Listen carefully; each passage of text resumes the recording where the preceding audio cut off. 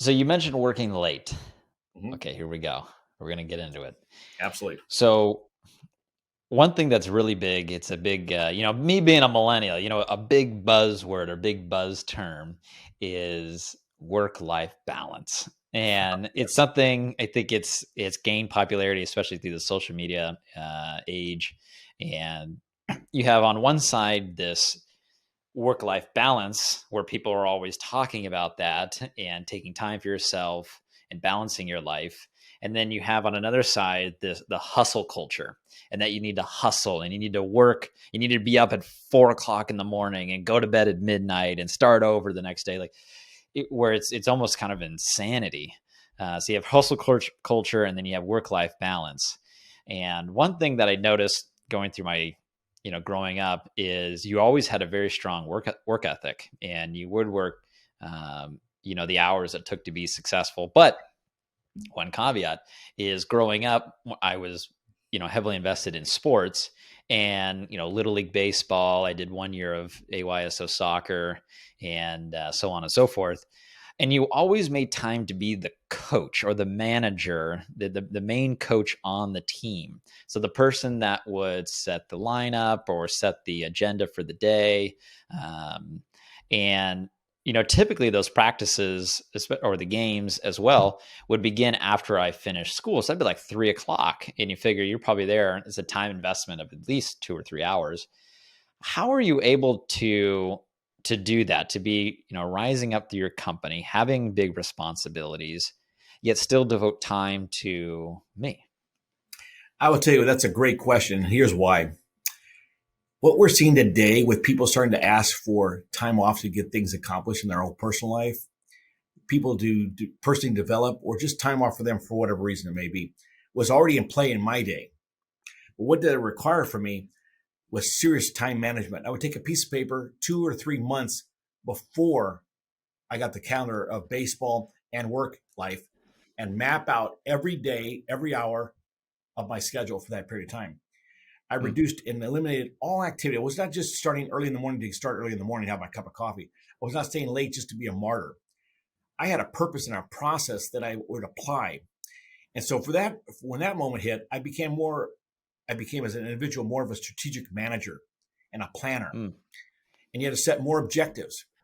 When I would take a team, let's just start with the team, I would actually be the manager of the team for many years, all the way until you went to in high school and into college. But you have to pick the players, you have to pick your coaches.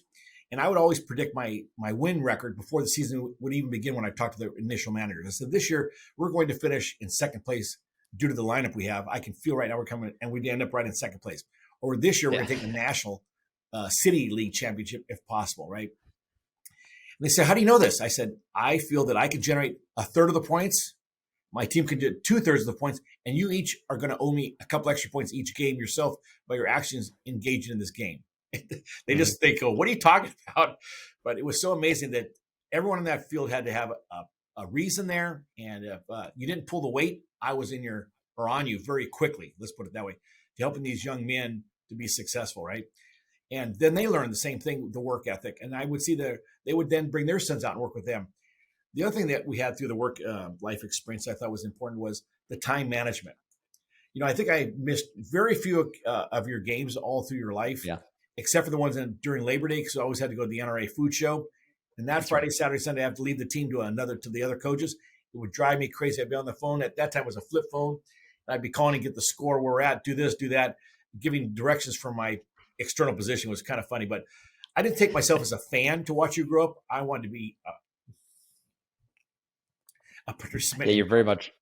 Yeah, you were very involved in my life, Very much so. and I think it speaks to looking at myself. Yes. At some point, fatherhood will be a reality for me, and I think there's even young fathers or people who have kids. Heck, you can be mothers, just parents in general, Yes. and who have kids that are of grade school age. And I think looking back on my life, one, you and I have always had a very strong relationship, as has mom and I too. Yes, And I definitely. think I never felt in my life that you ever missed a big moment. You were there for the big moments and the small moments, and that really when I look back on my childhood, I have such a positive experience.